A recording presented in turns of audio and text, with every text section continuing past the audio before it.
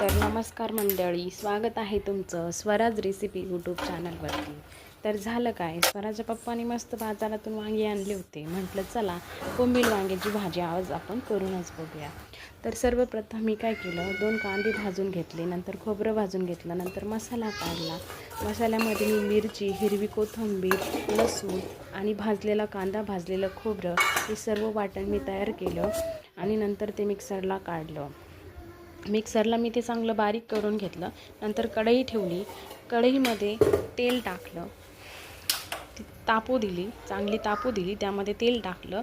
त्यानंतर तेल तापल्यानंतर बोंबील टाकले. बोंबील चांगले मस्त क्रिस्पी फ्राय करून घेतले.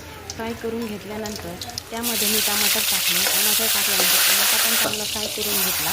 नंतर वाटण टाकून दिलं. वाटण पण मस्त तेल सुटेपर्यंत परतून घेतलं. चांगलं खालीवर परतून घ्यायचं आणि घरगुती मसाले आपले जे असतील ते टाकले. त्यानंतर ते पण चांगले परतून घेतले.